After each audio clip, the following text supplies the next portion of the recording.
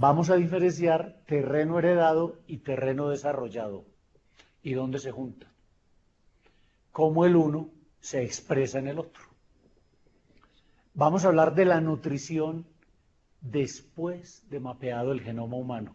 Estábamos llenos de mitos y de errores con respecto a la nutrición humana. Mapear el genoma humano fue como descubrir una mina. Fue como encontrarnos un libro que pudimos abrir y leer hacia atrás. Y vaya si hemos tenido que replantear cosas. Vamos a hacer énfasis en algunos de esos replanteamientos estratégicos una vez tuvimos la información del genoma humano. Vamos a repasar lo más importante. ¿Qué nos ha aportado el genoma humano? El concepto de los 3 profactores hereditarios, los 7 terrenos desarrollados según la micronutrición, y vamos a recordar algunos de los componentes del arsenal terapéutico magna para manejar el terreno en general y el síndrome metabólico. Comencemos.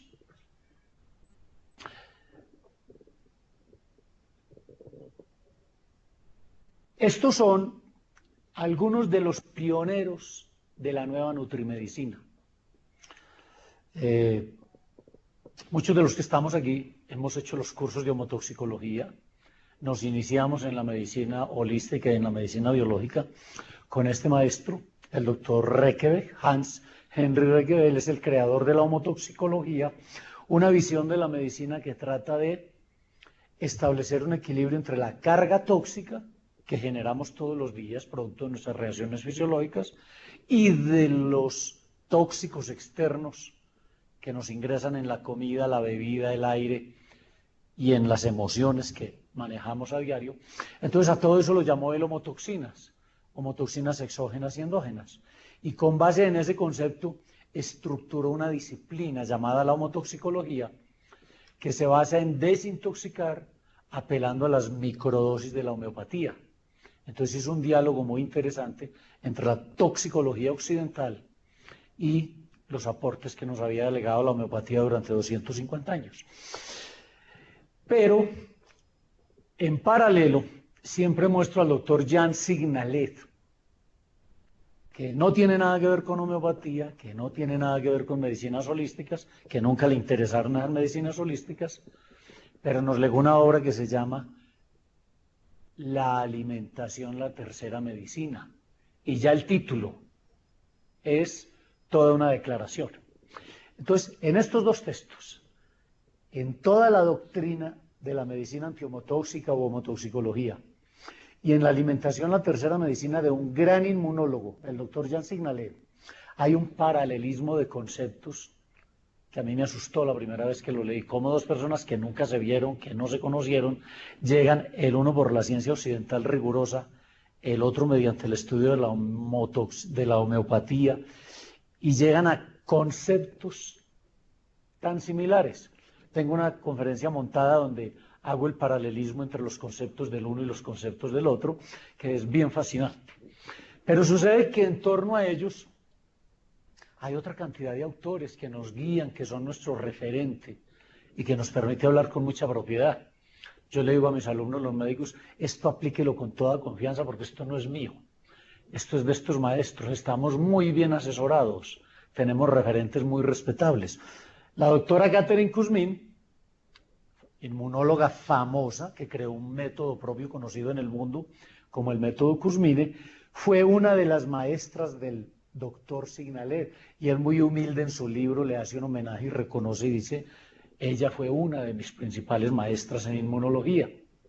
Tenemos allá al doctor Barry Sears, mundialmente famoso con su dieta de la zona, de la que hemos hablado en todos estos 5 módulos, que hoy ha evolucionado y más que de la dieta de la zona se habla de medicina antiinflamatoria o el estilo de vida antiinflamatorio y de regulación hormonal. Los esposos Heller, he dicho que tienen su clínica para los adictos a los hidratos de carbono. El doctor Campillo, del que vamos a hablar hoy bastante, con un libro fascinante que se llama El mono obeso. El mono obeso somos nosotros, el Homo sapiens. El doctor Mark Hyman, con su programa de ultrametabolismo. La doctora Daniela Jakubowicz, con sus ritmos circadianos la endocrinología explicándonos la importancia del desayuno y los mejores horarios para comer según el ritmo circadiano de nuestras hormonas. Y todos ellos, entonces, son como el santoral de nuestros grandes maestros, de nuestro referente, nuestro soporte, para replantearnos todos los errores que nos enseñó la Facultad de Medicina sobre nutrición, garrafales. ¿Sí? Y aquí vamos. Comencemos con el doctor Reque. Él dice que la comida es la primera fuente de homotoxinas exógenas. Pero a su vez, para digerir la comida, nosotros, interactuando con esa comida tóxica, generamos unos residuos metabólicos que ya serían homotoxinas endógenas. Y ahí está la homotoxicología, hablándonos de homotoxinas exógenas y endógenas. Como primer elemento tóxico está el azúcar, que creíamos que era bastante tóxico y que era demasiado mala, pero esta sociedad industrial siempre es capaz de superarse a sí misma en maldad. Y mala era el azúcar y la dañaron, la reemplazaron con el jarabe de maíz alto en fructosa, el tóxico más agresivo que tiene la industria alimentaria y que todos los días lo estamos consumiendo y que nuestros pacientes se lo despachan a los niños en las loncheras sin saber, y que los universitarios lo comen en las cafeterías universitarias sin saber, y que nos lo venden en las cafeterías de los hospitales.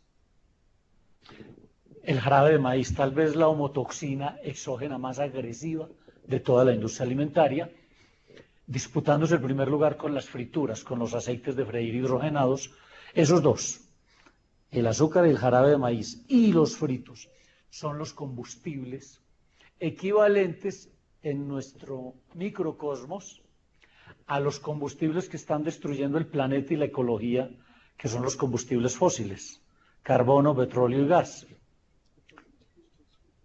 El combustible que nos está enfermando y que tiene nuestra ecología interna devastada son básicamente las grasas hidrogenadas y los omega 6 y los carbohidratos, que terminan todos convertidos en azúcar o que son sustituidos por algo 1000 veces peor que se llama el jarabe de maíz.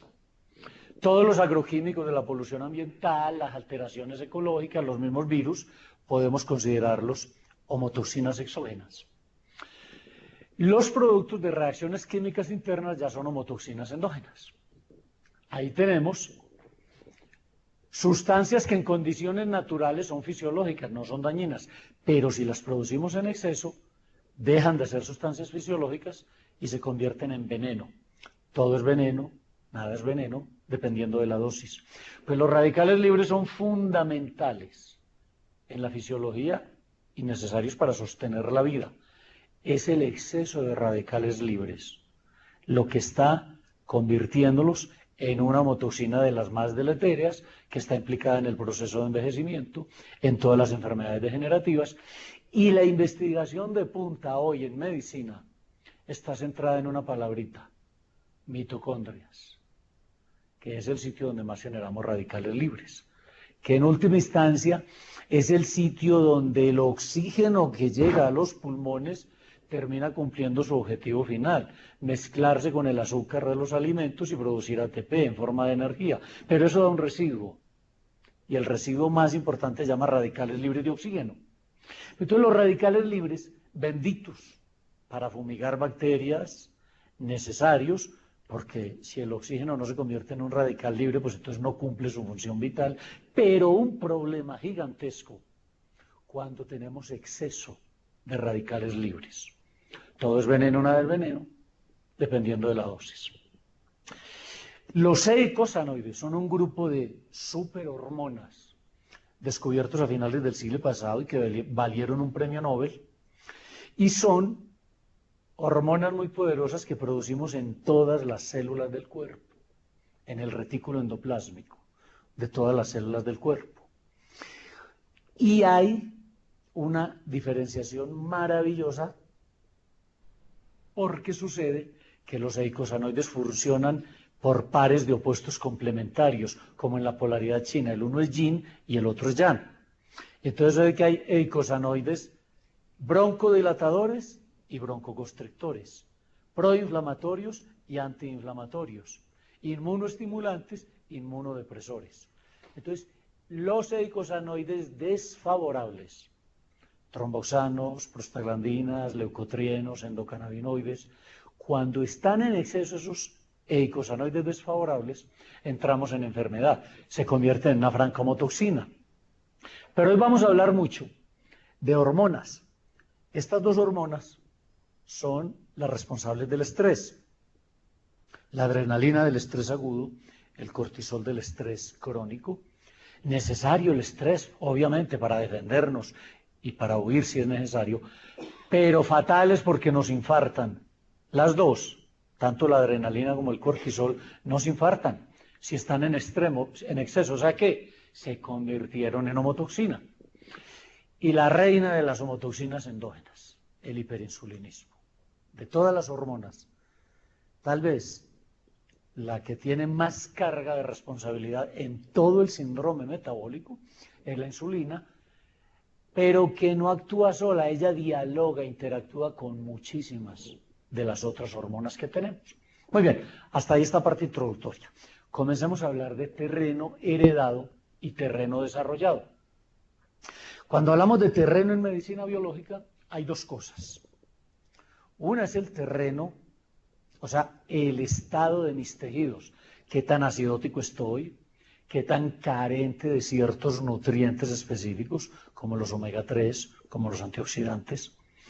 Eso, qué tan empantanado estoy de homotoxinas, habla del terreno. Entonces, cuando yo digo, aquí tosió alguien, entonces todos aspiramos las mismas salivitas con el virus, pero entonces aquí el virus entra en un terreno bien nutrido, con buenos omega 3, con buenos antioxidantes, el virus no le hace mayor daño. Y aquí de pronto entra y coge una señora que nunca ha tomado omega 3, que consume demasiado omega 6, que consume demasiado azúcar, encuentra un terreno hiperinsulínico, carente de antioxidantes, la coge el virus y hace hochas con ella. Es el mismo virus, el mismo día, la misma cepa, del mismo año, regalado por el mismo tosedor, en el mismo ascensor, pero dos terrenos diferentes y dos evoluciones totalmente diferentes. Esa es la medicina del terreno. Y entonces a la medicina holística le importa centrarse en el terreno, porque si a las dos las tengo con el terreno equilibrado, el virus no va a hacer los resultados destructivos aquí e inocuos aquí. Entonces, por eso la medicina del terreno, más que centrarse en manejar diagnósticos uno por uno, si manejo el terreno, puedo manejar muchas enfermedades a la vez. El terreno adquirido, pues, lo vamos a ver, lo vamos a repasar muy someramente, los 7 terrenos de los que habla la micronutrición, incluido el terreno intoxicado. Es uno de los 7 terrenos. Pero ese es el terreno adquirido que depende de mis hábitos de vida, de qué como, de qué resuelvo mercar para llevar a la nevera de mi casa, de qué agua resuelvo seguir tomando, etcétera, etcétera. Ese terreno va en última instancia a depender en cierta medida de qué herencia recibí yo de mis padres. Si mi papá era diabético y mi mamá diabética, y por ambas líneas fueron diabéticos, muchos de sus ascendientes, lo más probable es que yo tenga un terreno altamente predispuesto a desarrollar la diabetes. Pero lo he dicho en todos mis módulos. Ojo que predispuesto no significa condenado. Yo puedo estar predispuesto, pero una cosa es la carga genética. Dice un científico que los genes cargan el arma, pero los hábitos de vida disparan el gatillo. Entonces, ante un genoma heredado, no todo es, por lo menos, se puede retrasar la aparición de la enfermedad agresiva. Entonces, cuando hablamos de terreno heredado, vamos a hablar de 3 genomas posibles, muy bien estudiados, muy bien identificados. Hay un grupo de genes que se llama el profactor A, hay un grupo de genes que se llama el profactor C, y otro grupo de genes a los que llamamos el profactor H. Ese es el terreno hereditario. Bueno, ¿quién desarrolló este concepto? Porque me han preguntado, bueno, pero yo no he visto eso en ningún libro de fisiología, ni genética oficial. ¿Dónde sacó usted ese concepto de los 3 Factores hereditarios. Está explicado con lujo de detalles de una manera espectacular en este segundo libro de los esposos Heller. Ellos son una pareja de ex obesos. Esa doctora tuvo 45 kilos de sobrepeso. Su esposo, el doctor Heller, tenía 27 kilos de sobrepeso.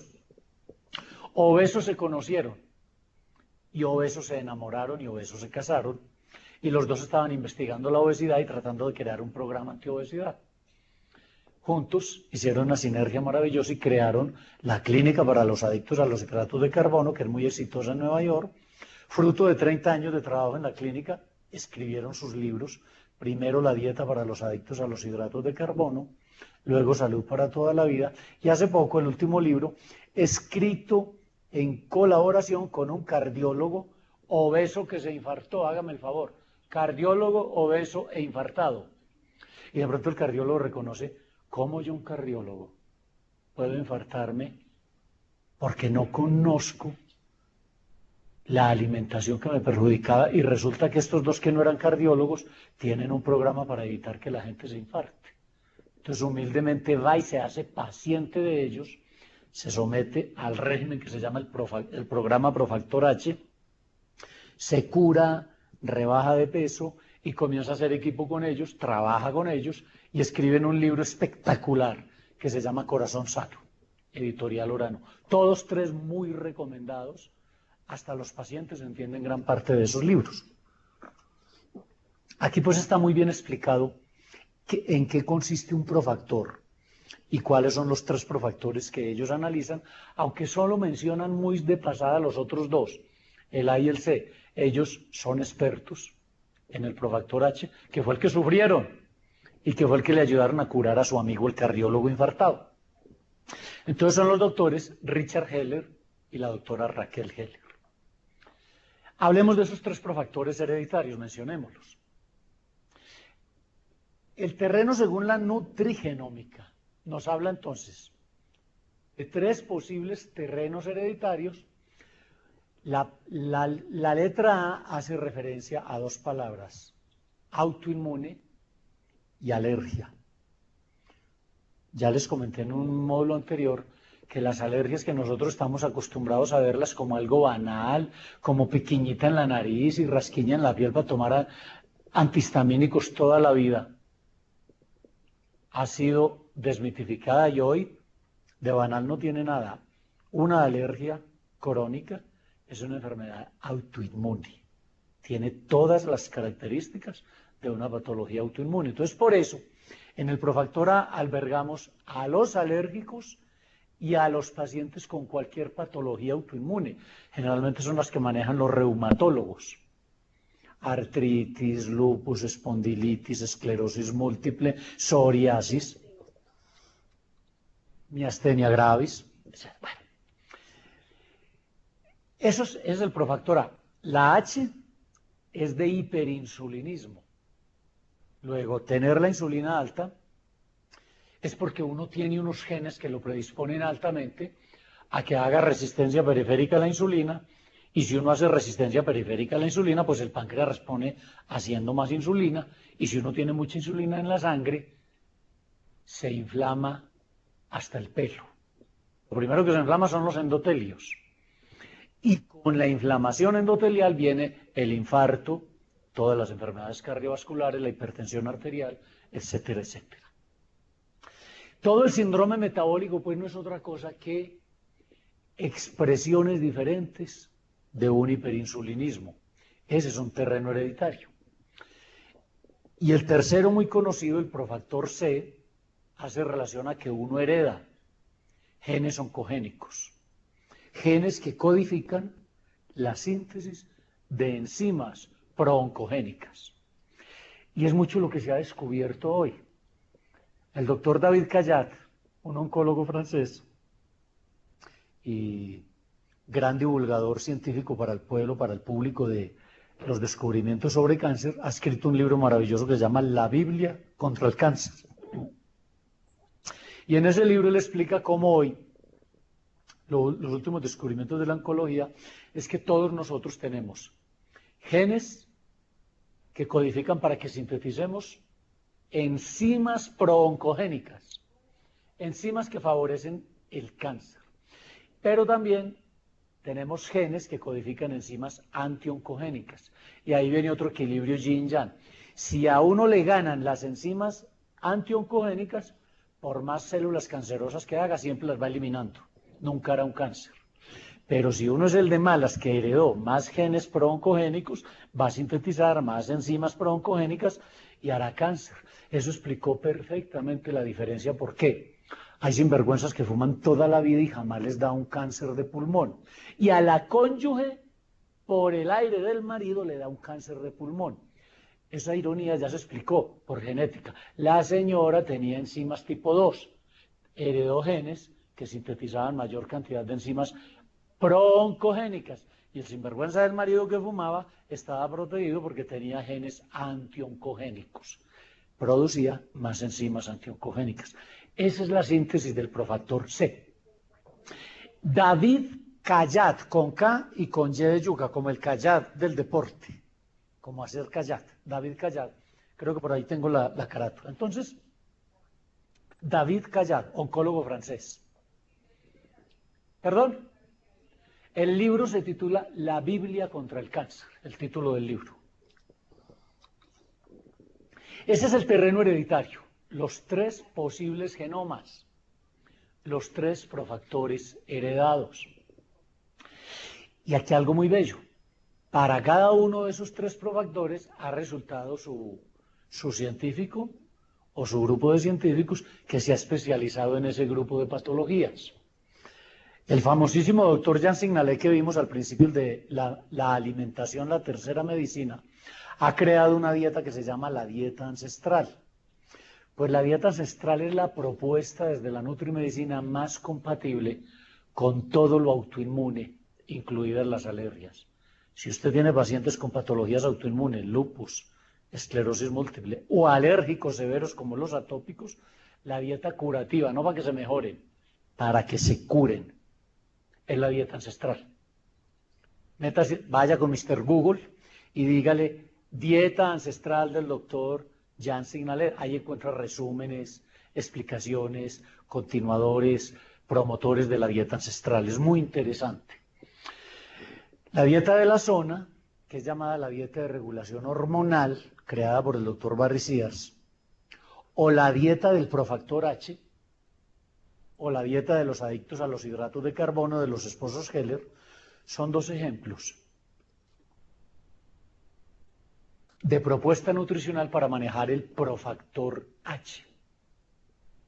También el ultrametabolismo del doctor Mark Hyman. Estoy citando solo algunos. Y para la anticáncer, 2 autores, hay muchos, pero miren, aquí están el doctor David Servan, el autor del libro Anticáncer, y la terapia Gerson, muy polémica, pero con algunos aportes que vale la pena rescatar para el manejo del cáncer. Pero volvemos a esta frase, listo, yo puedo heredar cualquiera de los 3 profactores, o 2, y habrá quien tan de malas que tenga activos los 3. Pero vuelvo y repito, los genes cargan el arma, pero son los hábitos de vida y muy en particular la comida los que disparan el gatillo. Eso lo sabemos después de descifrado el genoma humano. No podemos cambiar nuestros genes, todavía. La ciencia aspira que sí, pero todavía no. No podemos cambiar nuestros genes, pero sí podemos modificar su expresión.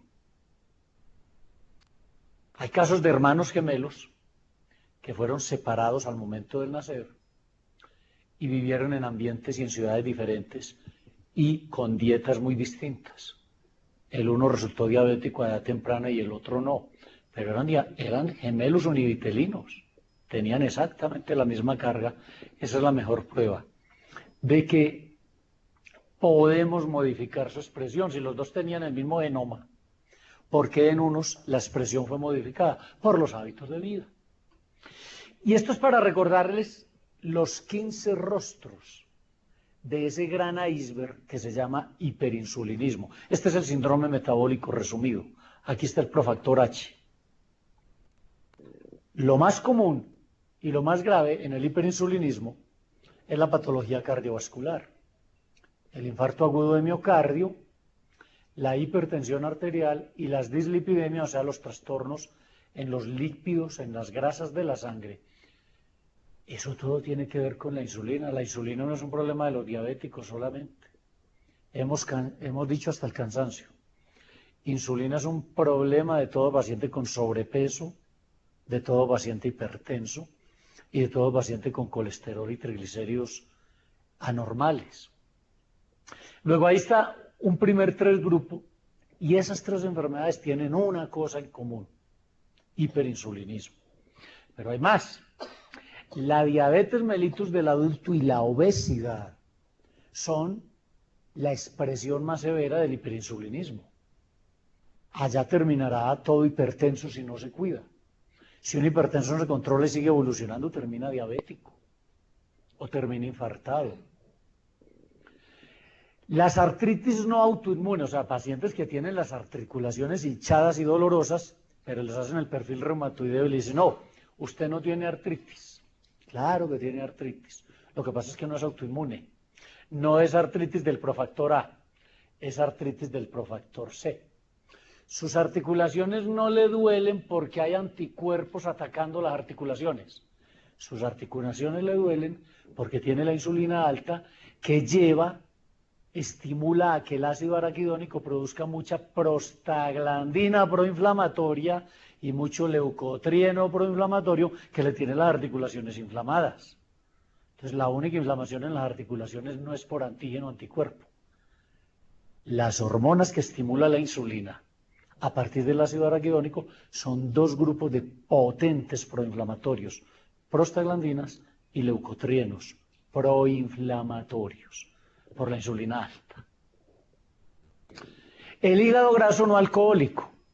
Por mucho tiempo tuvimos el mito de que todo el que tenía hígado graso era porque era un borracho. Como el hígado graso alcohólico era lo más común, y empieza a aparecer una cantidad de gente, señoras y hasta monjitas con hígado graso. Y es que usted toma licor, jamás. Ah, no, pero es que come muchas harinas. Claro, ¿y por qué produce el alcohol hígado graso? Porque es azúcar. ¿Y por qué produce hígado graso la parva, la panadería, la galletería? Porque es azúcar. Es el mismo, solo que el uno está socialmente bien visto y el otro no. Pero el problema es el mismo. Entonces el hígado graso es un problema de insulina alta. Y viene la ginecología, donde la insulina es protagónica. Entonces los ginecólogos se tuvieron que volver expertos en insulina, porque entonces estaba la insulina alta implicada en el ovario poliquístico de las jovencitas. Pero luego se encontraron 4 tumores altamente insulino dependientes. O sea, estos 4 tumores pueden ser profactor C. Sí, pero si usted tiene la insulina alta, con mucha más precocidad se hace maligno el tumor canceroso. Son el cáncer de mama, el cáncer de ovario, el cáncer de endometrio, tumores insulino dependientes. Y va la insulina afectando la ginecología con 4 diagnósticos: ovario poliquístico, cáncer de ovario, cáncer de endometrio, cáncer de mama. Y protestaban las mujeres: ¿por qué la insulina tan agresiva contra las mujeres? ¿Y por qué a los hombres no? Al poquito, claro que también, cáncer de próstata, altamente insulino dependiente. Luego, una de las mejores cosas que podemos hacer los hombres para cuidar nuestra próstata es no echar barriga, porque si echamos barriga es porque tenemos la insulina alta. Eso es un indicador muy grave. ¿Sí? Cáncer de colon y cáncer de páncreas son los últimos 2 que han aparecido en la lista como tumores altísimamente insulino dependientes. Y ya parecía bastante larga la lista cuando una patología muy frecuente, que es la apnea del sueño, que no se creía que tuviera que ver, no, eso era un problema del cerebro, sí, pero tiene su raíz en el hiperinsulinismo. El doctor Hiro Chinya, en sus libros La enzima prodigiosa y el factor microbio, argumenta muy bien que para él la apnea del sueño es un problema de hiperinsulinismo. y que los pacientes con CIPAC se mejoran mientras se ponen el CIPAC. Pero la única forma de que se alivian corrigiendo el problema de raíz es si se les corrige el hiperinsulinismo. Y si usted es médico y ve pacientes de esto, recordará que la mayoría de los pacientes que están durmiendo con CIPAC o son hipertensos o son diabéticos o están tomando droga para el colesterol. Las tres son un problema de hiperinsulinismo. Pues tiene total sentido, ¿verdad? Ese era el profactor H, el síndrome, el gran iceberg del hiperinsulinismo. Y mencionamos algo sobre el profactor A y sobre el profactor C. Entremos en detalle con los 7 terrenos desarrollados según lo que comemos. Eso lo estudia con mucho detalle un amigo del doctor Jan Signalet, amigo y contrincante, porque mantuvieron mucha rivalidad científica, mucha disputa, mientras Signalet se centraba en la importancia de proteínas, carbohidratos y grasas, su amigo se centraba en los micronutrientes. Y vivían peleando cuál era más importante, si los macro o los micro. Entonces, pero en una rivalidad amistosa muy bonita, el doctor Signalet, cuando escribe su gran libro, su legado que se llama La alimentación, la tercera medicina, invita a su amigo, a su contrincante, y le dice, escríbame el último capítulo de mi libro. Y el último capítulo de mi libro es todo el cuento suyo. ¿Por qué para usted es más importante la micronutrición que todo lo que yo digo? Entonces, en ese libro, en el último capítulo de La alimentación, la tercera medicina, que es esta Biblia, el último capítulo se llama La micronutrición. Y están explicados de una manera muy didáctica y muy bonita los 7 posibles terrenos que se corrigen mucho apelando a los micronutrientes. Esto de los micronutrientes es muy importante, porque primero pensábamos que lo más importante era lo macro, luego vimos la importancia de lo micro, y hoy en medicina se está hablando de una cosa, nanotecnología en medicina, ¿sí? Medicamentos que llegan hasta la mitocondria, o que van e interactúan con el gen, con la microbiota, con nuestra flora intestinal, etcétera, etcétera. Pues bien, mencionemos los 7 terrenos, los hemos mencionado ya en conferencias anteriores, pero digamos en qué consiste. Básicamente, lo más importante en nutrición son 2 palabras, hormonas y enzimas. Y las 2 son moléculas proteicas. La micronutrición depende mucho de qué enzimas estamos produciendo. Dice el doctor Claude Lagarde, que es el autor de este capítulo, Claude Lagarde, el padre de la micronutrición, explica que la ciencia tiene bien identificado 3 poblaciones entre nosotros. Aquí, de los que estamos aquí, más o menos hay un 10% de afortunados. Heredaron un genoma, un capital genético tan favorable, que son los que nos arrancan la envidia. Comen de todo, trasnochan, toman de todo, toman café y viven sanos. El fumador sinvergüenza que fuma y no le da nada, pero a la esposa sí. Eso los llama, la doctora Silvia Orozco los llama flaco suertudo tragón. El flaco suertudo tragón heredó una carga enzimática, una carga genética para una carga enzimática que le permite todos sus excesos y relativamente, hasta cierto punto y hasta cierta edad. Hay un momento donde se quiebra ese privilegio por el exceso, pero eso es un 10% más o menos, nos dice la ciencia. Y hay un 10% que son los de malas, juiciosísimos, no trasnochan, no comen fritos, no mecatean, y su salud es frágil, quebradiza. Entonces, pero este pues cómo se cuida, ¿y para qué le sirve? Es eso el otro 10%. Pero bueno, por fortuna son solo los 2 extremos. El 80% somos nosotros, ahí estamos en el montón. Si nos portamos bien, nos va bien. Si agredimos las leyes de la biología, nos va mal. Tenemos una carga genética promedio y esa carga genética se expresa como enzimas. Entonces, a algunos privilegiados les permite cometer excesos de todo tipo, a otras personas las hace constitucionalmente frágil, por lo cual se ven fácilmente afectadas, Pero el 80% recibimos en justicia el pago a la manera como vivimos. Y esos 7 terrenos se nos dice que dependiendo de cómo interactúa nuestra carga genética, enzimática, con los oligoelementos que comemos o dejamos de comer, con los ácidos grasos que escojamos, todos estamos inundados de omega 6 y no vemos los omega 6 por ningún lado. Pero cuando usted tiene esta información y dice, a ver, voy a bajarle a los omega 6 y voy a incorporar omega 3, su bioquímica cambia dramáticamente. Y su bioquímica cambia para restablecer su salud. Y vamos a ver que cuando hablo de los 10 nutracéuticos más importantes, el número 1 se llama omega 3. De todos los nutracéuticos que voy a hablar hoy, los omega 3 son, para muchos autores y para mí, el más importante nutracéutico que podamos incorporar en la dieta. Los aminoácidos esenciales, dependiendo de qué proteínas de buena calidad o de mala calidad estamos ingiriendo. Y también qué tan intoxicados estamos, cuánto trasnochamos y cuánta comida empacada al vacío y enlatada llena de conservantes, emulsificantes, saborizantes, endulzantes, espesantes, espumantes, todos químicos tóxicos. Entonces, dependiendo de eso, de cómo están mis nutrientes y de qué tan tóxico estoy, pues entonces se va a expresar alguno de estos 7 terrenos. El más importante para mí es el terreno carencial.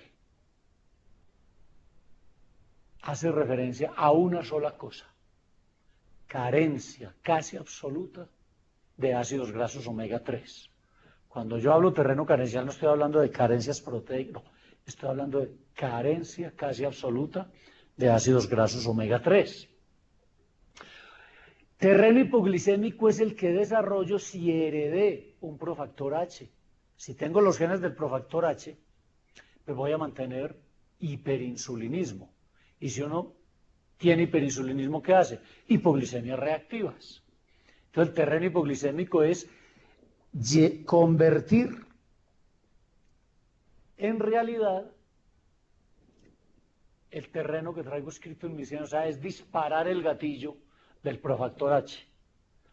¿Recuerdan la frase? Los genes cargan el arma, el profactor H tiene el arma cargada, pero es mi consumo de cereales, mi consumo de harinas y de frutas el que dispara el gatillo y termina en terreno hipoglicémico.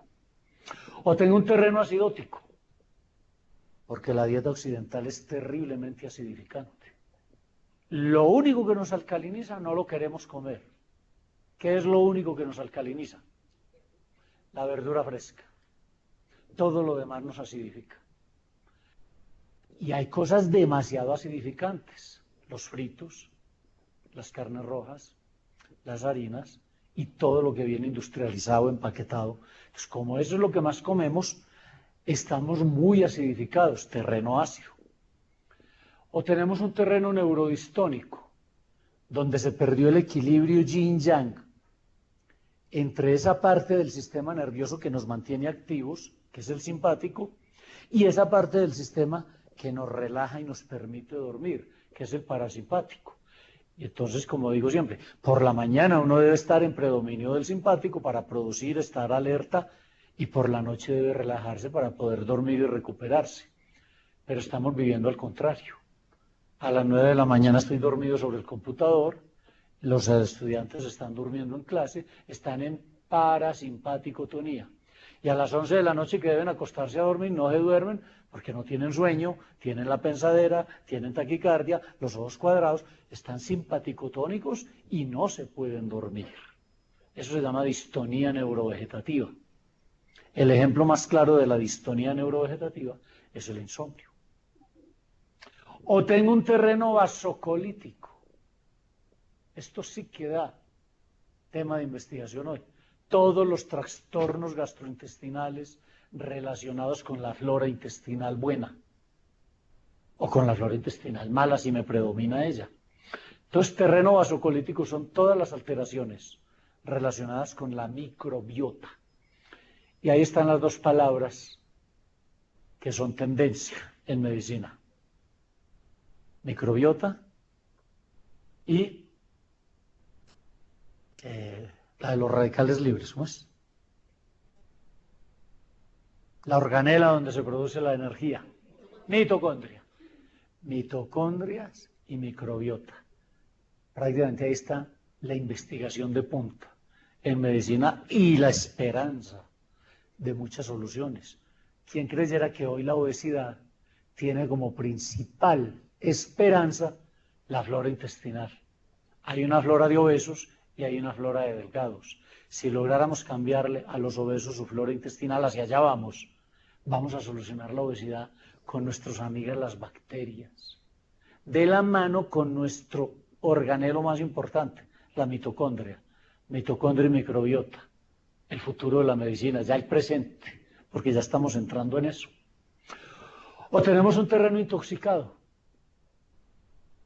todos los que imitamos la dieta americana, el desayuno americano cargado de cereales y de frutas, y la dieta de nuestros niños con loncheras, todo en cajita, todo artificial, nada natural, pues ya nuestros niños están con una altísima carga tóxica, inundados de radicales libres, y se les hacen unos exámenes en sangre que muestran parámetros de adulto en niños menores de 14 años.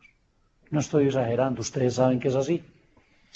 Dicen que esta es la primera generación donde los hijos están más enfermos que sus padres. Ustedes ya han visto a los papás llevando a hijos jóvenes más enfermos que ellos. Y no es que los papás anden muy bien, no, es que sus hijos andan peor. Y estamos asistiendo a un absurdo. Siempre han sido los hijos los que entierran a sus padres. Y eso se está invirtiendo primero por el absurdo de la guerra, y en Colombia por el absurdo de la violencia, pero ya no es solo la guerra. Los papás están enterrando a sus hijos por infartos precoces y por cáncer en jóvenes. Hace poco mi prima enterró a su hijo de 25 años por un linfoma. Y ella no entiende cómo ella con 60 años tiene que enterrar un hijo de 25 años. ¿Sí? Pero eso es para muestra un botón. Eso todos los días está en aumento. Porque el terreno intoxicado está cobrando desde la tierna infancia vidas. Y el último, donde está una sumatoria prácticamente de todo, es el terreno degenerativo, cuya expresión más común es el cáncer. Claro, en un terreno intoxicado proliferan las células cancerosas. En un terreno acidótico proliferan las células cancerosas. Un terreno vasocolítico favorece el cáncer. Un terreno carencial favorece el cáncer. Entonces, cualquiera de los 6 anteriores favorece la aparición y la evolución del cáncer. Y nos dice la medicina tradicional china, en su gran sabiduría, que la salud es el equilibrio entre yin y yang. Es la definición más sencilla pero más sabia que yo he podido encontrar de salud. Usted me dice, eso es un cuento chino. ¿Cómo así que equilibrio entre yin y yang? Tradúzcame eso al español, dígame eso en medicina, no en chino, vea, se lo explico. Esos 7 terrenos que acabamos de ver son 7 polaridades perdidas. Si hay una polaridad entre la flora buena y la flora mala, yo tengo salud, es normal tener bacterias patógenas en el interior, pero si tengo una flora buena que las mantiene a raya y las equilibra, yo estoy saludable. Pero cuando se pierde ese equilibrio entre la flora fermentativa y la flora putrefactiva, yin, yang, o yang, yin, como quiera, si se rompe este equilibrio entre flora fermentativa y flora putrefactiva, entro en terreno vasocolítico. Un terreno favorable a un montón de diagnósticos individuales. Pero si el equilibrio que se me rompe es que mi dieta es muy acidificante y casi nada alcalinizante, entro en terreno acidótico. Aparte de las verduras, siempre digo, el agua de mar es un elemento terapéutico porque es altamente alcalinizante. Y en una disciplina médica que se llama talasoterapia, talaso es mar, talasoterapia, Lo primero que hacemos es recomendarle a la gente un vasito de agua de mar todas las noches, como elemento alcalinizante. ¿Cuál mar que está tan contaminado? Sí, el mar está muy contaminado, pero entonces ya hay quien está produciendo el agua de mar pura. La empresa se llama Amaris. Amaris, métete a internet www.amaris.com. Te vende el agua filtrada, procesada, tan pura que te la puedes inyectar hasta en la vena. ¿Sí? Ya la hay. Pero si usted va a la costa, pague un lanchero que la lleve 500 metros adentro y recoja el agua pura. Si va a las Islas del Rosario, no se venga sin su garrafa de 5 litros de mar, de Islas del Rosario, porque te la puedes inyectar en la vena. Yo he estado en grupos donde hemos hecho la locura de inyectarnos agua de mar en la vena en Islas del Rosario, porque es tan pura que es que aguanta. Pero bueno, no hagamos locuras, tómela nomás, tómela. 3. Si usted tiene una dieta tan tóxica o maneja tanto estrés que la producción de toxinas supera a la capacidad de drenaje y de inactivación, usted desarrolla un terreno intoxicado. Si usted maneja un estrés desmedido o comienza con lo que es nuestros pelados, que en lugar de irse a dormir a las 10 de la noche los cogen a las 3 de la mañana chateando o haciendo juegos electrónicos, pues estos pacientes ya están acumulando una carga de estrés que rompe el equilibrio entre el simpático y el parasimpático, que también se dice vagotonía, y estos pacientes están en terreno neurodistónico. Como de nuestra dieta desaparecieron los omega 3, porque los cachacos comemos poco pescado, y las fuentes de omega 3 eran el huevito orgánico, que ya no es orgánico, es de galpón, la leche era de vaca que comía pasto, ya es vaca que come maíz y soya, y el novillo que comíamos, o que comieran nuestros papás, era novillo adulto de 5 años, que había pastado, hoy es ternero de menos de 1 año que come soya y maíz, pues desapareció el omega 3. Ya la carne no tiene omega 3, el huevo no tiene omega 3 y la leche no tiene omega 3 y no comemos pescado. 0 omega 3. ¿Qué tenemos? Un terreno carencial, una ruptura del equilibrio yin-yang entre los omega 3 protectores y los omega 6 enfermantes. O usted come tanto cereal y tantas harinas que mantiene la insulina alta. Y como mantiene la insulina alta, pues entró en terreno hipoglicémico por el hiperinsulinismo. O usted tiene un desequilibrio entre sus enzimas prooncogénicas y sus enzimas antioncogénicas, pero aquí la nutrimedicina tiene mucho que ofrecerte. Hoy sabemos, de muy buena fuente científica, cuáles alimentos estimulan las enzimas antioncogénicas y cuáles inhiben las enzimas prooncogénicas. Y también sabemos todo lo contrario, cuáles alimentos favorecen las enzimas prooncogénicas e inhiben las enzimas antioncogénicas. Entonces, ¿qué hay que saber? ¿Cuáles favorecen las enzimas buenas? Hemos hecho un recuento sobre los 3 terrenos hereditarios y los 7 posibles terrenos desarrollados.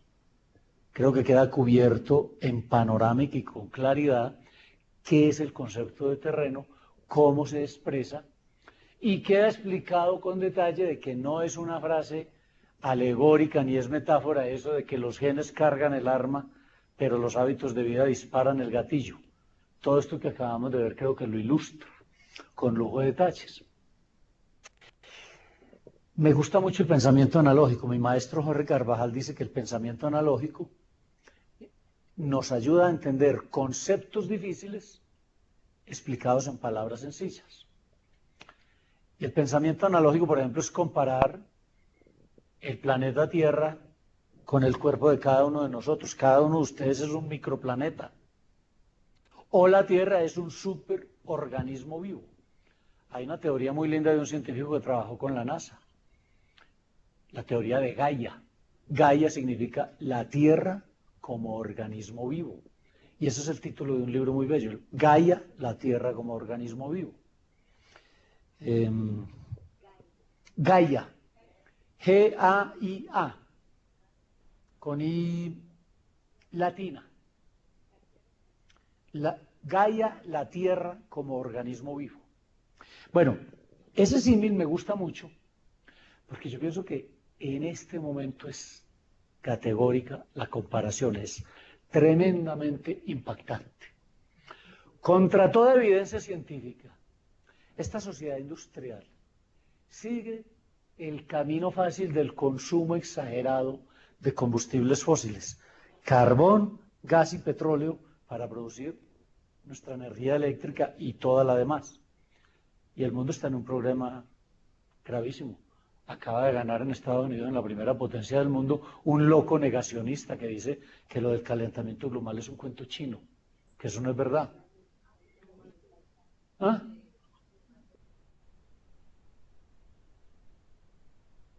Bueno. Pero ¿saben una cosa que nos han dicho los científicos? La ciencia tiene la solución. Tenemos en este momento la capacidad científica para prescindir del petróleo, el gas y el carbón. ¿Por qué no se hace?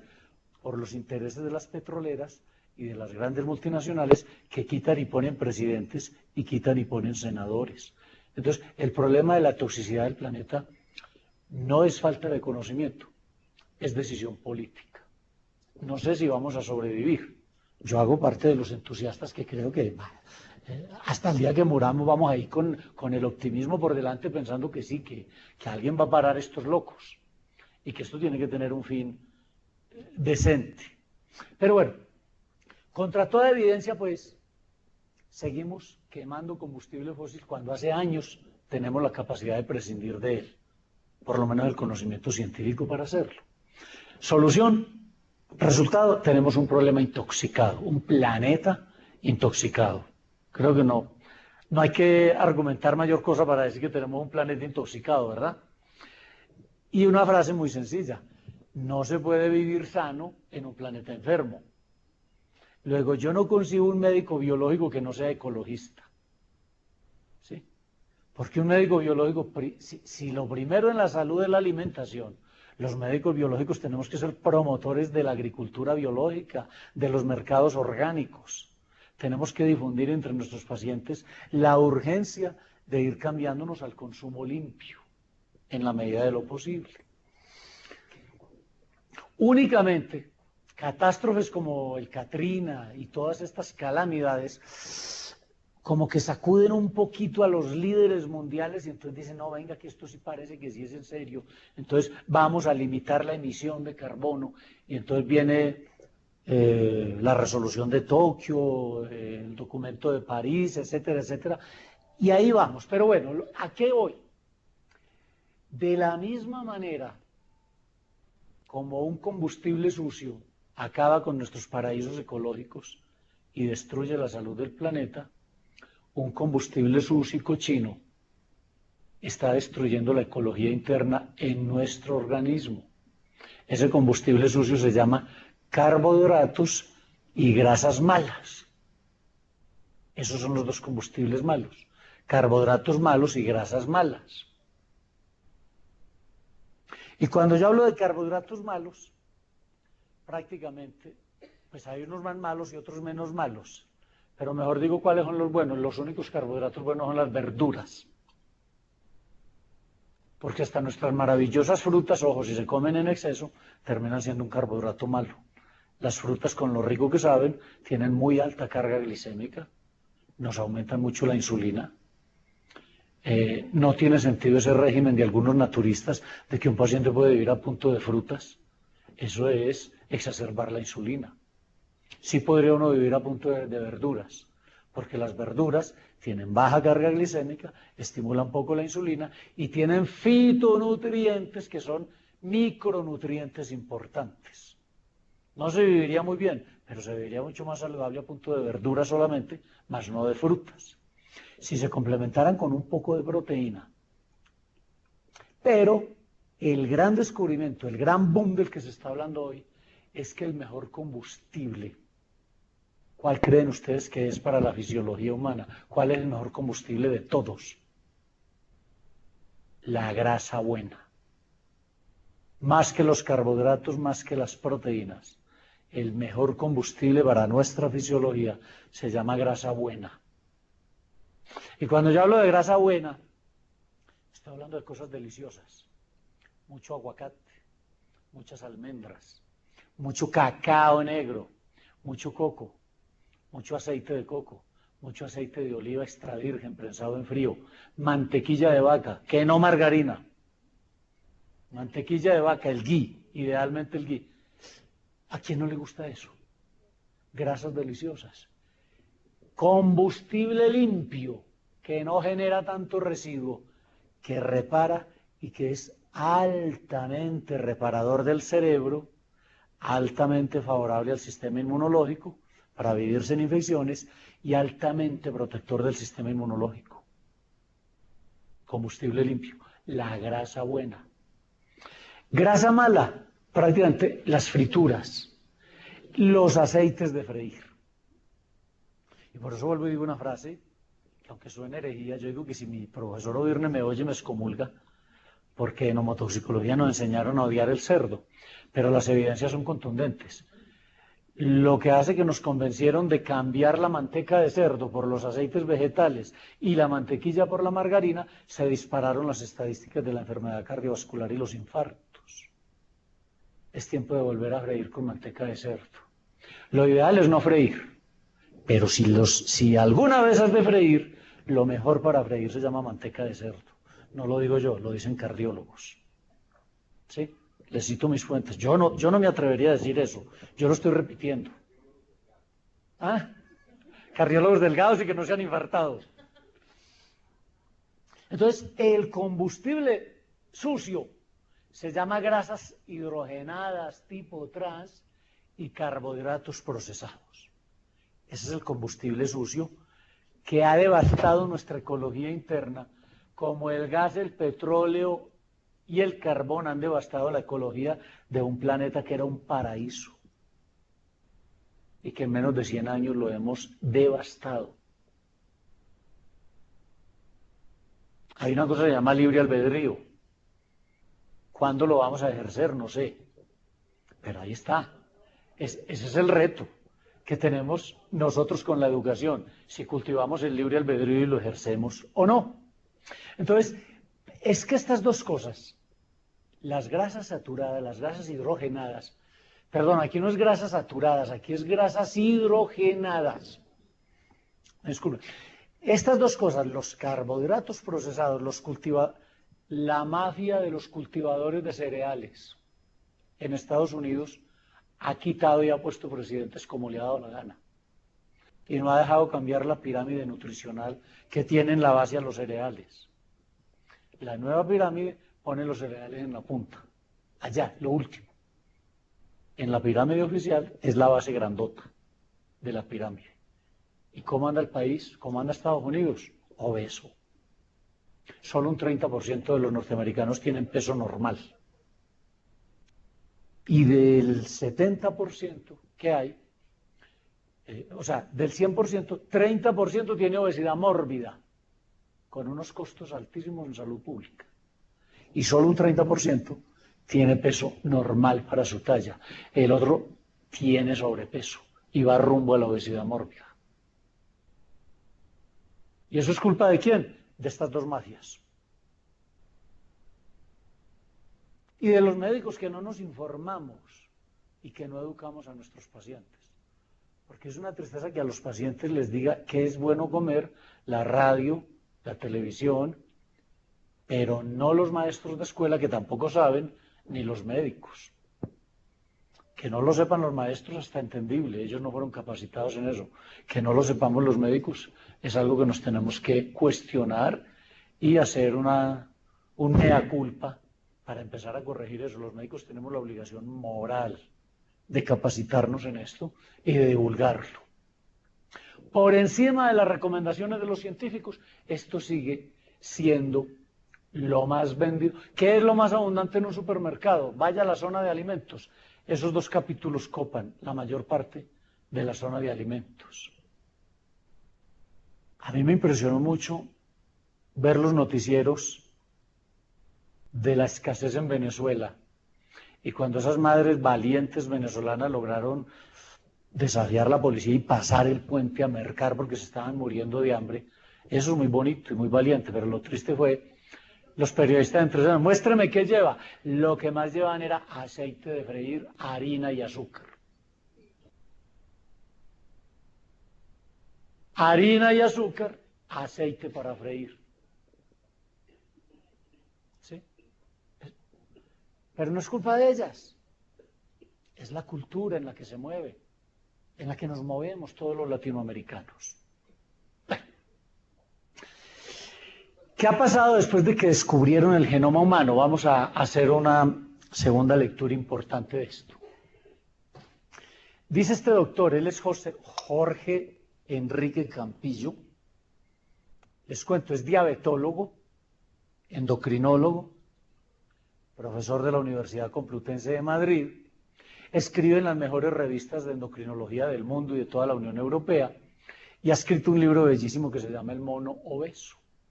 Y en El mono obeso, en alguna parte dice esto: después de descifrado el código del genoma humano, tenemos que revisar todo lo que creíamos saber sobre la nutrición humana. Creíamos que la comida más importante para el ser humano eran los carbohidratos. Hoy sabemos que es la grasa, incluso más que la proteína. En orden de importancia son primero la grasa, después la proteína y de último los carbohidratos. Pero este es un paradigma dificilísimo de cambiar. Sí, no, era 70% de carbohidratos. 15 y 15. La dieta de la zona fue cuestionadísima porque bajó los carbohidratos al 40%. Y hoy la dieta cetogénica le dice, no, carbohidratos 10%.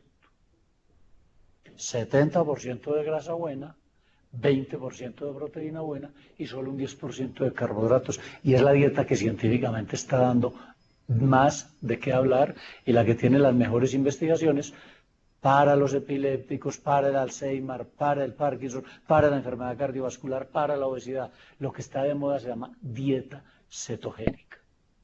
Métase a internet y busque dieta cetogénica. Con C. Dieta cetogénica. Bueno, el mapa del genoma humano, pues, para que recordemos, allá, en este núcleo, hay un ovillito como un hilo enrollado, que a pesar de lo pequeñito que dicen que si se estirara del todo, le podíamos dar la vuelta al planeta entero, de lo largo que es. Y que hay ahí genes conformados por 4 moléculas diferentes. Pero, aquí viene lo importante.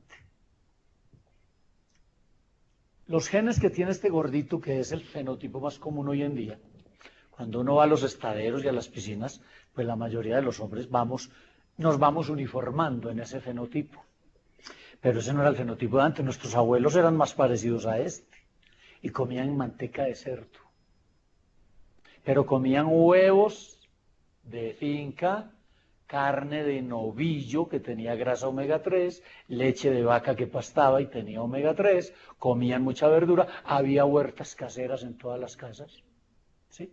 Uno de los peores negocios que ha hecho el ser humano es cambiar la huerta casera por la nevera.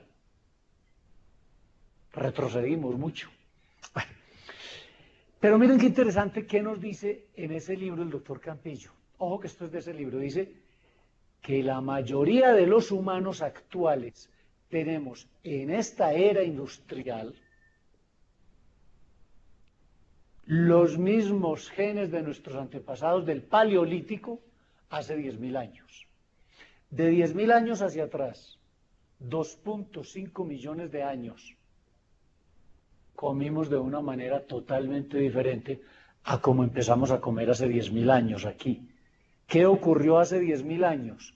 Dejamos de ser cazadores nómadas, nos volvimos sedentarios, domesticamos cereales y domesticamos animales.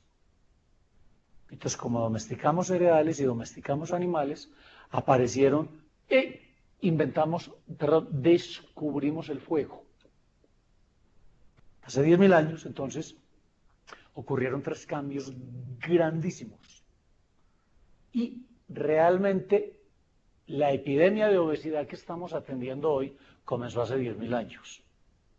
solo que comenzó muy levemente. Miren esto qué bonito. La medicina darwiniana es un enfoque de la medicina que surge después de mapeado el genoma humano. Después del genoma humano, varios científicos comienzan a revisar las teorías darwinianas y cada vez le dan más razón a los conceptos básicos del enfoque darwiniano. ¿Qué nos dice la medicina darwiniana? Y este es uno de sus libros, de sus mejores expositores, que genéticamente los seres humanos estamos diseñados para caminar y correr, no para sentarnos. No, nuestros genes no son de sedentarios, tenemos genes de hombre activo. Analice cualquier articulación, todas nuestras articulaciones están hechas para el movimiento. Flexionar, extender, pronar, supinar, extender, flexionar, todo está hecho para que nos movamos. Entonces, genéticamente estamos hechos para caminar y correr, y estamos diseñados para dormir horizontalmente y boca arriba, y para nutrirnos a base de proteína, de carnes magras, buenas grasas y verduras ricas en fibra.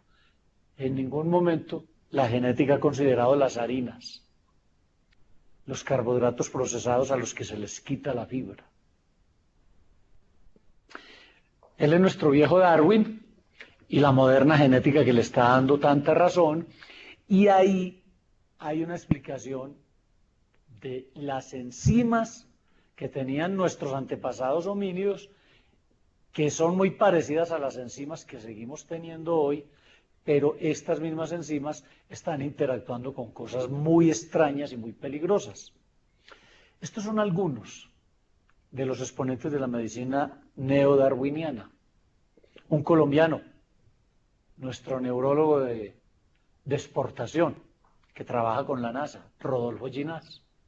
Un venezolano, gran endocrinólogo, durísimo, maravilloso, ameno para leer y ameno para ver en sus videos de YouTube. Hay muchos videos de YouTube del doctor Ludwig Johnson, muy venezolano, muy criollo, brillantísimo, egresado de la mejor universidad del mundo, la Universidad de Harvard, experto en psiconeuroinmunología y en terapia ortomolecular, y endocrinólogo. ¿Quieren más datos? No hacen falta. Un americano, Barry Díaz, y un español, 4, más el doctor Jan Signalet, etcétera, etcétera. Estos duros nos enseñan muchas cosas. Vamos a hacer un repasito al resumen de este gran libro que se llama La alimentación, la tercera medicina, y él comienza con esto. Que hace 10.000 años, cuando nos volvimos sedentarios y dejamos de ser nómades, ocurrieron 6 cambios que se han manifestado como cambios en enzimas. O sea, esos 6 cambios se han traducido en 6 inadaptaciones enzimáticas. Esos 6 cambios, primero, los cereales refinados. En esa época comíamos algún que otro cereal silvestre, como el trigo sarraceno. Pero cuando nos volvimos sedentarios aprendimos a procesar los cereales y a refinarlos. Ahí comenzó nuestra tragedia. Segundo, domesticamos animales y comenzamos a tomar una molécula que nunca habíamos recibido, proteína de vaca, de leche de vaca. La leche animal aparece como segundo ingrediente. Y tercera molécula, las macromoléculas generadas por la cocción de los alimentos. Son moléculas tóxicas. Mientras más crudo se coma, más compatible con la salud. Mientras más altas temperaturas se usen, más tóxicas las moléculas que genera la cocción. Este primer cambio está conocido como una primera fase que se llama de nómades a sedentarios. ¿Sí? Nos volvimos sedentarios e incorporamos esos 3 cambios, muy deletéreos, pero llevaderos. O sea, 10.000 años hace que empezamos eso y no lo habíamos sentido. ¿Cuándo empezamos a sentir ese cambio brutalmente? Hace 100 años. ¿Qué ocurrió hace 100 años? La revolución industrial. Y con la revolución industrial vienen los otros 3 cambios gravísimos. Primero, la gran canallada de la industria alimentaria. Coger aceites buenos, derivados de vegetales, y modificarlos artificialmente, embutirles a la fuerza átomos de hidrógeno para que duren muchos años en los estantes de los supermercados. Eso se llama hidrogenación. Y un aceite hidrogenado ya no es un aceite natural, es un aceite artificial, es una creación de la industria, es convertir un producto natural en un producto artificial. La hidrogenación altera los aceites vegetales, ya no son vegetales, son de origen vegetal, son hidrogenados. Y son, como lo acabamos de ver, pues, el combustible sucio, la mitad de la ecuación del combustible sucio que nos está enfermando. Todos los aceites de freír, menos los aceites prensados en frío que comemos crudos. El aceite de oliva prensado en frío, el aceite de coco, todos los aceites prensados en frío, bienvenidos, unos más que otros. Y sexto, con el que voy a terminar, las carencias en vitaminas y minerales, porque tenemos unos suelos empobrecidos, porque la industrialización de la agricultura ha acabado con la salud de los suelos y ha empobrecido, y luego los transgénicos. Entonces, ¿qué tenemos? Carencias en vitaminas y minerales. Miren, en los 3 primeros cambios, que fueron de hace 10.000 años hasta hace 100 años, habíamos pasado de nómades a sedentarios. Hace 100 años, con los siguientes cambios 4, 5 y 6, pasamos de sedentarios a obesos. Esas son nuestras 2 evoluciones tristes. Nómades muy saludables, sedentarios más enfermos, obesos graves. No es muy halagadora la evolución del Homo sapiens. No sé por qué se le llama sapiens. Homo diabéticos, más bien. Bueno, demos un comentario sobre cada uno de ellos. Los cereales. ¿Qué es lo grave de los cereales? Aparte de que aumentan mucho la insulina porque son carbohidratos, lo grave de los cereales es que tienen una proteína que, aunque está en poca cantidad, es terriblemente destructora de neuronas. Se llama el gluten, la peor proteína para el ser humano. El que tengamos mucho azúcar, porque los carbohidratos todos se convierten en azúcar, hace que esa azúcar vaya por ahí uniéndose a las proteínas buenas del cuerpo y dañándolas. Ese proceso se llama glicación. Luego, cuando tenemos el azúcar alta, vamos glicando proteínas. Y eso contribuye, entre otras cosas, a que los tejidos cerebrales se van encogiendo. Entre 1992 y 2011 se triplicaron en USA la diabetes mellitus y la obesidad. Miren, 92 ahora, gente joven. Y el 2011, ayer, en ese lapso de tiempo se triplicó la obesidad en Estados Unidos, luego de que el gobierno aprobara ese terrible esquema de que lo normal es un 60 a 70% de carbohidratos. Ahí está la razón de por qué se disparó la obesidad. Y lo otro es que los alimentos ricos en gluten y con harta carga glicémica, como son los carbohidratos, pues son muy deletéreos.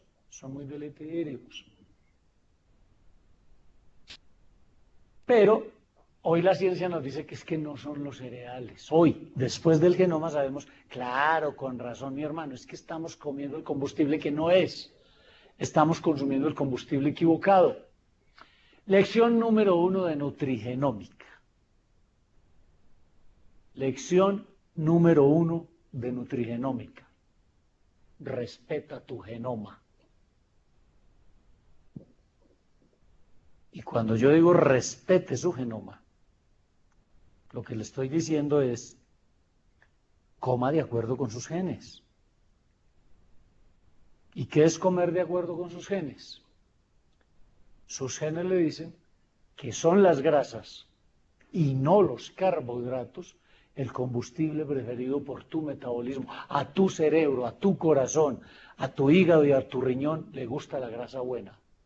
Odia los carbohidratos. Les tiene miedo, los enferma el combustible producido a partir de carbohidratos.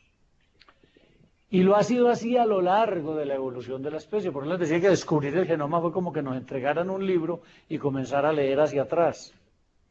Hoy sabemos que durante 2.5 millones de años básicamente consumimos grasa y muy pocos carbohidratos. Durante los últimos 2.5 millones de años hemos tenido una dieta alta en grasas, pero no fue sino hasta el advenimiento de la agricultura, hace 10.000 años, que empieza el neolítico, que incorporamos abundantes carbohidratos, pero seguimos teniendo el genoma de hace 2.5 millones de años. Y ese genoma es un genoma de ahorrador. Luego estamos programados para acumular grasa en temporadas de abundancia. Él es un premio Nobel. Genial. Con un sentido del humor espectacular, como quiera que es autor de varias obras de teatro. Está lleno de anécdotas muy graciosas, muy inteligentes, muy sabias. Y tiene algunas frases. Por ejemplo, esta. Miren la fecha en que vivió, entre 1856 y 1950. Y fue premio Nobel como en 1948, poco antes de morir. De hecho, ya llevaba tantos años esperando que le iban a dar el Nobel y todo el mundo que le iban a dar, que le iban a dar, y casi que se muere sin que le den el premio Nobel. Y una de sus anécdotas muy curiosas es que cuando recibió el premio Nobel, el discurso para aceptar el premio Nobel fue lo siguiente. Este premio es como el neumático que le tiran a un náufrago cuando ya llegó nadando hasta la playa. Ahí está pintado, George Bernard Shaw, genial. Dice, ninguna dieta te hará eliminar toda la grasa de tu cuerpo, porque el cerebro está hecho enteramente de grasa. O sea, ya él en esa época estaba preocupado con esa obsesión de la gente por eliminar la grasa. Pero ¿por qué esta manera de demonizar la grasa? Y entonces él dice, ninguna dieta te hará eliminar toda la grasa, porque tu cerebro está hecho así, el cerebro es grasa. Y miren lo que dice en su ironía, quizá te verás bien sin cerebro, pero a lo único que aspirarás será a ser funcionario público. Mordaz. Otra frase que me gustó mucho esta porque es genial. No hay amor más sincero que el amor a la comida.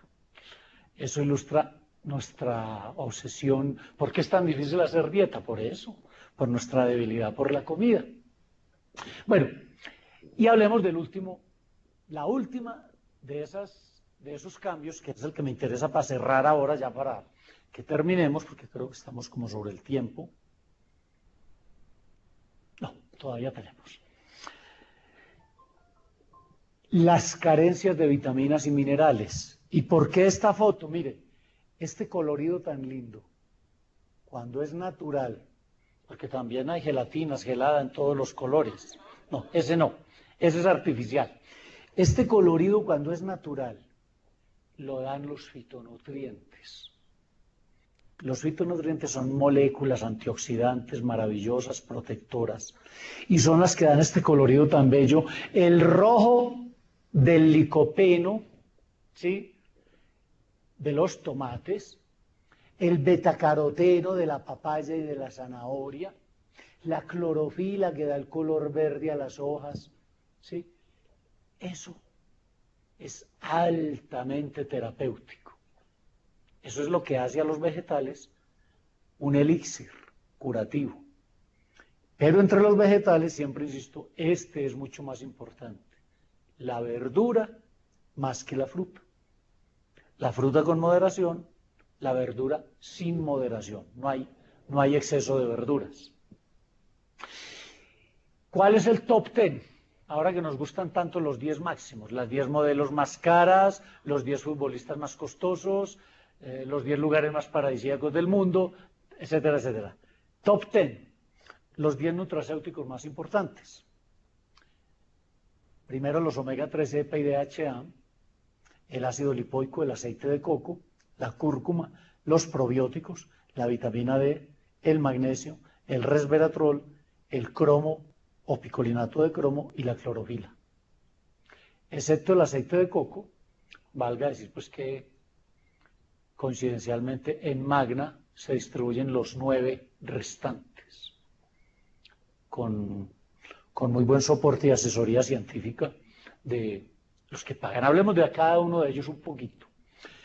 Cuando hablo de omega 3 saludables, deben ser grado farmacéutico o aptos para consumo humano, porque esos son los buenos en las enfermedades neurodegenerativas. Y cuando yo digo omega 3 grado farmacéutico aptos para consumo humano, esta es la clave. No, allá tal vez no alcanzan a leer. Biodestilación molecular, debe tener una etiqueta que certifique que ese es un aceite sometido, que es aceite de pescado concentrado y sometido a biodestilación molecular. No bote su plata en aceites de tienda, no compre omega 3 de tienda naturista, a menos que en la etiqueta aparezca el certificado de biodestilación molecular. Son el EPA y el DHA, extraordinarios, porque el síndrome metabólico básicamente obedece a dos desequilibrios, un equilibrio entre insulina y glucagón, porque comemos mucho carbohidrato con no suficiente proteína, pero el otro equilibrio fundamental es que si hay un desequilibrio entre omega 3, que no los estamos comiendo, y un exceso de omega 6, que los tenemos en todo, toda la panadería, toda la galletería, toda la pastelería, toda la confitería tiene exceso de omega 6. Todas las carnes rojas tienen exceso de omega 6, etcétera, etcétera, etcétera. Pues entonces, estos dos desequilibrios son la clave del síndrome metabólico y de todas las enfermedades crónicas. Pero de esos dos voy a hacer una diferenciación. El EPA es el más cardiovascular, el protector de los infartos, es el que más desinflama las articulaciones, el mejor para la piel, todas las cosas. Pero el DHA es el mejor para el cerebro. Luego, si lo que quiero tratar es patologías del sistema nervioso, psicóticos, maníaco-depresivos, insomnio, Alzheimer, Parkinson, déficit de atención, hiperreactividad, el omega 3 para preferir se llama DHA. Por eso se llama ácido cerebrónico. Aunque también es componente clave del tejido cardíaco, representa más del 90% de las grasas omega 3 presentes en el cerebro, constituye la mitad del peso de la membrana plasmática en las neuronas y está entre los máximos aliados y mejor estudiados de la función cerebral. ¿Cuál es la mejor fuente de DHA en la naturaleza? ¿Será el hígado de bacalao? No. ¿Serán las anchoas? No. ¿Será el aceite de salmón? No. ¿Será el aceite de linaza? No. ¿Será el aceite de aguacate? Tampoco. Ninguno iguala a la leche materna como fuente de DHA. Esa es una de las razones por qué la lactancia materna es lo que más garantiza una salud en el futuro bebé. Y por eso es el mejor. Pero es muy importante que la mamá esté bien nutrida en el embarazo y que haya recibido omega 3 durante el embarazo. Que coma pescado, que coma huevos de granja, que coma leche de vaca que pasta, etc.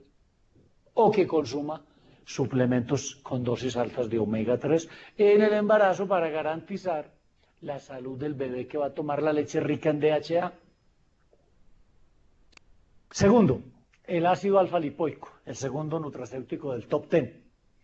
Es un ácido graso presente en todas las células del cuerpo como energía básica para todas las funciones, cruza la barrera hematoencefálica, hoy se le investiga como potencial prevención en las apoplejías, o sea, en los derrames cerebrales y en otros problemas causados por los radicales libres. Normalmente lo producimos, pero en cantidades muy pequeñitas, porque nuestra dieta moderna no nos aporta lo que necesitamos para que el cuerpo lo produzca. Entonces viene un problema ahí. El ácido lipoico, que también se llama ácido tiótico, es el antioxidante estrella. producido en el organismo. Algunos dicen que es el glutatión. Bueno, ahí la van, se van a penaltis. ¿Cuál es el mejor antioxidante que produce el cuerpo humano? El glutatión y el ácido tiótico, que se llama ácido lipoico. Con el tiempo y por varias circunstancias, cada vez con la edad presentamos más deficiencias de ácido lipoico. En 1957 se extrajo, se aisló y se identificó como alfa lipoico ácido. Y son dos las razones de su enorme popularidad. Primero, que es un excelente antioxidante. Y segundo, disminuye la resistencia periférica a la insulina. Entonces, todo paciente con sobrepeso y todo paciente con diabetes debería estar tomando ácido lipoico. Indicaciones médicas. Resistencia a la insulina, diabetes mellitus, porque normaliza la glicemia y previene las complicaciones. En las enfermedades hepáticas, como por la hepatitis A, B o C, drogas o alcoholismo, en la degeneración macular asociada con la edad, que es responsable de mucha ceguera en la tercera edad, y también en las cataratas, en la esclerosis múltiple, en el infarto agudo de miocárdico y en toda la patología cardiovascular, para remover metales pesados en el organismo. Si usted es buen comedor de pescado, no lo dude, tiene mucho mercurio en el cuerpo, pues a tomar ácido lipoico para remover mercurio, para remover mercurio de las amalgamas que nos tragamos todos los días. Y los que vivimos en ciudades tan contaminadas, pues tenemos que tomar ácido lipoico para poder ir contrarrestando y tomar mucho cilantro. El cilantro es un quelante maravilloso que limpia el cuerpo de toxinas. Entonces, la changuita con cilantro todas las noches, por favor, con todo el cilantro que sea capaz de tomarse. Previene el envejecimiento prematuro. Previene el envejecimiento prematuro, mejora la circulación, mejora el aspecto de la piel, siempre y cuando se tome antes de que comiencen a aparecer las arrugas. Dice el doctor Ludwig Johnson, nuestro venezolano genial, que el 50% de todas las muertes son causadas por un infarto y 23% por cáncer. O sea, ahí está el 73% de las muertes. Si usted tiene más de 40 años y no está tomando ácido lipoico, está perdiendo el tiempo, lo dice el doctor Johnson. Fuentes. Muy poquitico en las papas, las zanahorias, las carnes rojas, las espinacas, algunos champiñones, pero en muy poquita cantidad. Básicamente, el mejor negocio que hay es tomar ácido lipoico. ¿Cómo actúa el ácido lipoico para disminuir la resistencia a la insulina? Oigan eso, mejora en un 50% la utilización de la glucosa en los diabéticos, entonces disminuye las complicaciones de la diabetes. En Alemania, durante más de 30 años, el ácido lipoico ha reducido las complicaciones agudas y crónicas de la diabetes. Entonces dice uno, ¿y por qué aquí no lo conocíamos? Pero si en Alemania lo usan hace 30 años, ¿por qué los médicos de Occidente no lo conocen? ¿Sabe por qué no? Porque no es una droga sintética que los laboratorios puedan cobrar derechos de patente.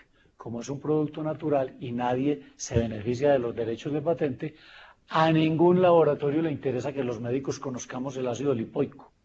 ¿Qué tal que le mejoremos los pacientes y dejen de vender tanta droga? Esa es la razón básica. Al lograr disminuir la glicosilación por su efecto antioxidante. Bueno, efectos observados cuando se consume alta. En las personas normales, si usted no tiene ninguna enfermedad, lo puede consumir por esto, porque le mejora el aspecto de la piel, porque le da más energía a lo largo del día.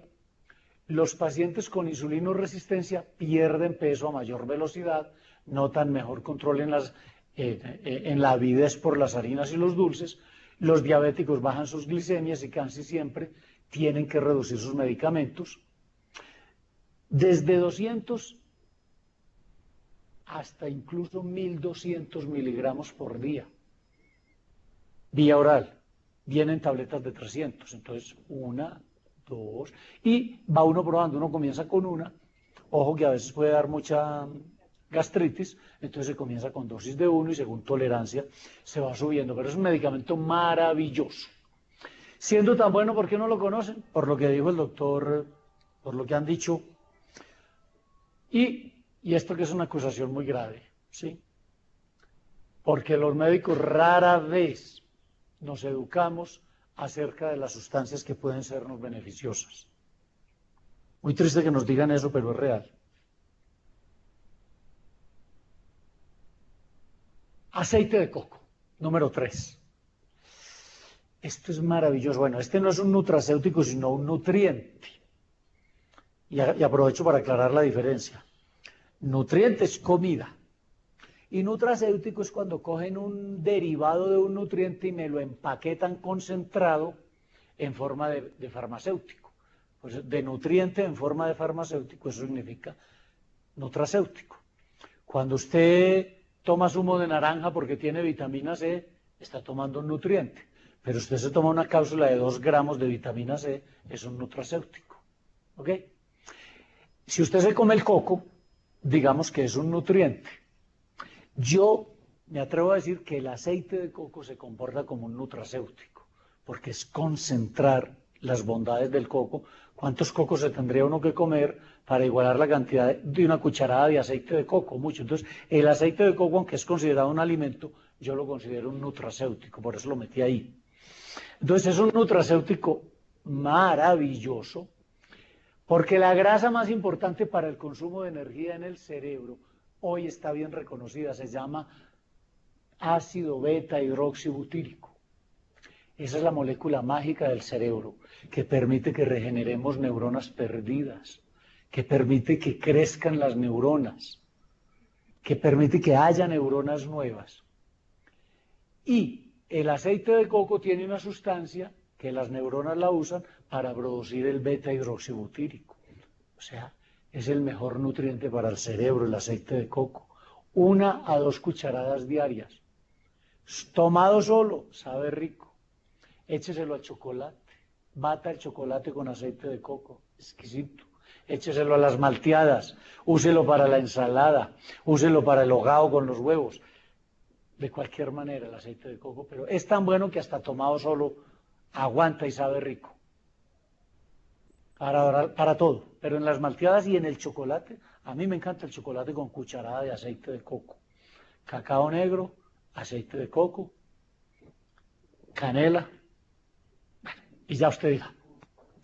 La dieta cetogénica es la dieta que le da mucha importancia a las grasas buenas como el aguacate, el aceite de coco, el aceite de aguacate, y la dieta cetogénica estuvo de moda por allá por los años 20 como un tratamiento para la epilepsia muy efectivo, y sin embargo la borraron del mapa porque había que vender mucha fenitoína y mucho fenobarbital y mucho ácido valproico que pone a la gente como zombie. El aceite de coco es excelente en los pacientes epilépticos. Hoy está resurgiendo la dieta cetogénica para manejar cosas tan graves como el Alzheimer, el Parkinson, la Lou Gehrig, la esclerosis múltiple y hasta el autismo. Se mejoran mucho los niños autistas tomando aceite de coco. Parkinson y dieta cetogénica, miren eso. Un estudio del 2005, ahorita, ayer, gran mejoría de los síntomas resistentes a los medicamentos e incluso a la cirugía luego de 28 días de hacer una dieta cetogénica. Una dieta muy rica en grasas buenas y muy bajita en carbohidratos.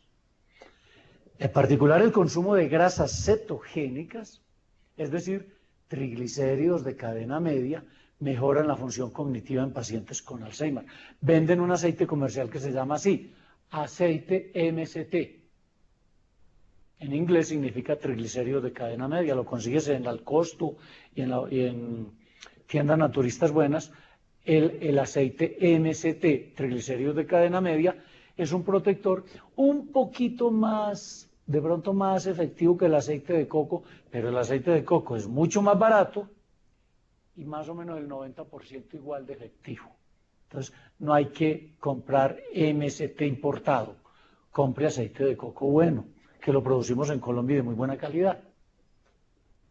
El aceite de coco del cual derivamos esto, los triglicéridos de cadena media, porque usted puede comprarlo ya hecho, como se lo venden en al costo carísimo, o usted fabricarlo en su cerebro cuando usted consume coco y aceite de coco. Es una fuente rica de una importante molécula precursora del beta-hidroxibutírico ácido y es la herramienta importante para el tratamiento del Alzheimer, el Parkinson, la depresión, los niños hiperactivos, los niños autistas. O sea, coco para el coco. Que nunca se le olvide.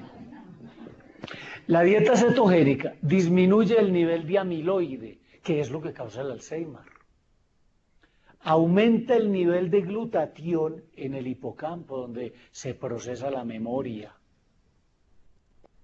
El aceite de coco protege el cerebro. Lo mejor de todo es que estimula la multiplicación de las mitocondrias en el cerebro y por lo tanto promueve la eficiencia metabólica, pero no solo el cerebro, en todas las células del cuerpo mejoran las mitocondrias cuando consumimos aceite de coco. Bueno, la cúrcuma es un producto hindú muy famoso, se consigue en el curry, aquí hay buenas casas naturistas y donde vendan comida hindú, te venden el curry, que es una mezcla de cúrcuma y jengibre, comino y otras cosas, maravilloso, lo que sea capaz de tomarse. Pero como el curry tiene un sabor muy fuertecito para quienes no somos orientales y no estamos acostumbrados, excepto los mexicanos y los bolivianos, que sí son muy buenos para el picante, pues entonces venden las cápsulas de cúrcuma. Pero si usted es capaz de consumir la cúrcuma en polvo, es maravillosa. Tiene un ingrediente que se llama la curcumina, que es antioxidante y antiinflamatorio, activa los genes que producen una amplia gama de antioxidantes que protegen las mitocondrias y también la cúrcuma muy útil en el sobrepeso y en los diabéticos porque mejora el metabolismo de la glucosa. Los probióticos, cualquier cosa que se diga es poca, van en quinto lugar. Pueden mejorar el funcionamiento cerebral, alivian el estrés, la ansiedad y la depresión, nutren y fortalecen a las bacterias buenas. O sea, son bacterias buenas que vienen a interactuar con las bacterias buenas que ya tenemos. Favorecen la producción, absorción y transporte de neurotransmisores. Los probióticos tienen que ver con la serotonina, la hormona de la felicidad y la que está alterada en los depresivos. La mal llamada vitamina D, que aquí se sabe que es la hormona D3, que en realidad es una hormona soluble en grasa que disminuye el riesgo de contraer infecciones respiratorias, que es requerida para la regulación corporal de los minerales calcio y fósforo, importantísimo en la osteoporosis.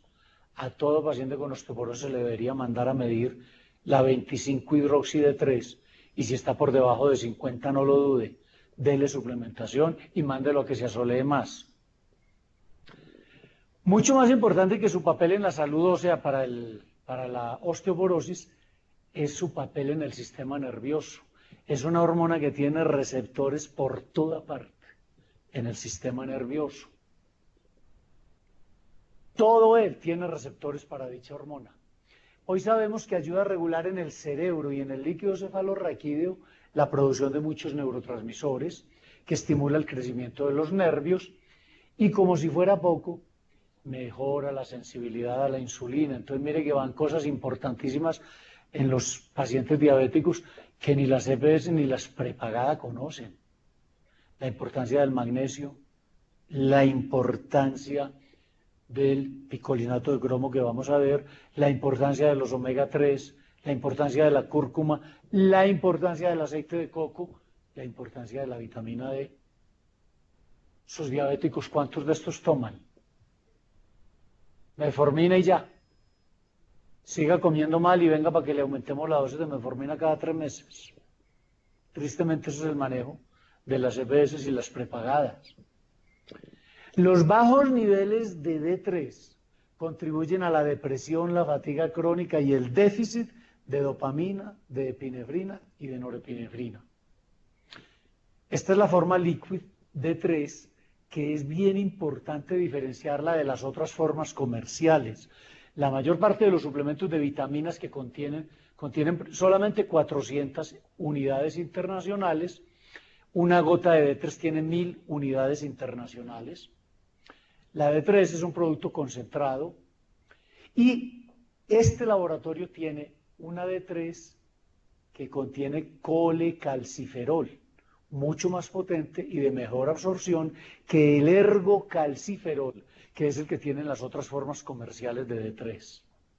Entonces es muy superior, el colecalciferol se absorbe mejor, es un producto orgánico certificado en USA. Bueno, se supone que si nos exponemos al sol no deberíamos tener deficiencia de vitamina D, porque debajo de la piel tenemos colesterol y el sol interactúa con el colesterol y nuestra piel fabrica, a partir del colesterol, hormona D3.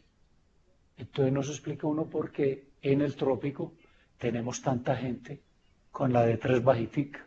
Por aquí hay una paciente que tenía muy bajitica la D3, ¿verdad? Bueno.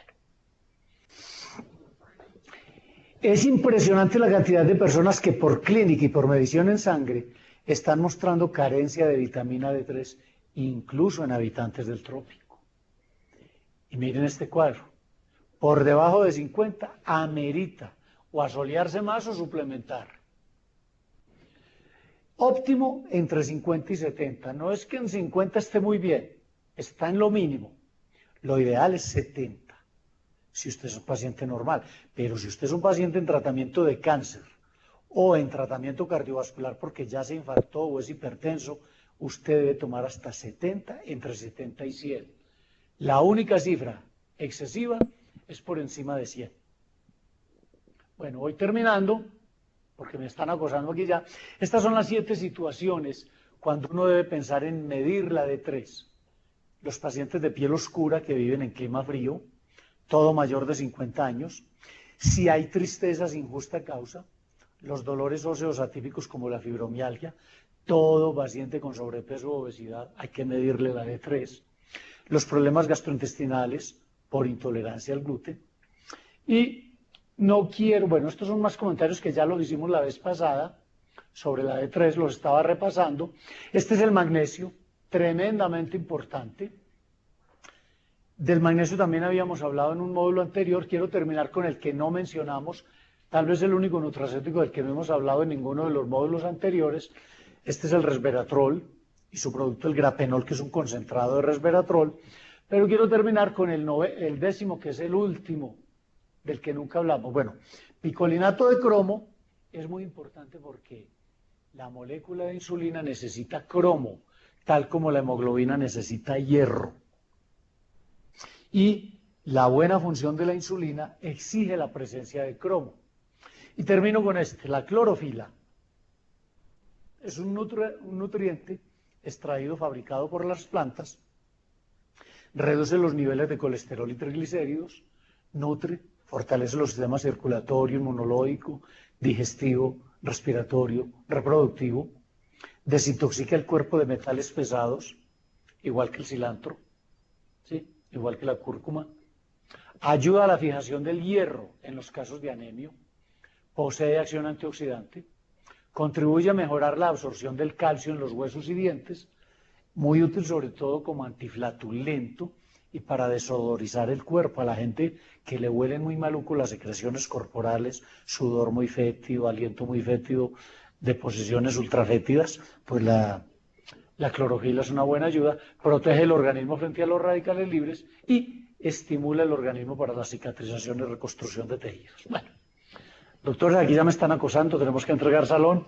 Muchas gracias por habernos aguantado. Hemos hecho un repaso de los top 10 de los nutracéuticos y creo que les haya quedado muy claro el concepto de medicina del terreno.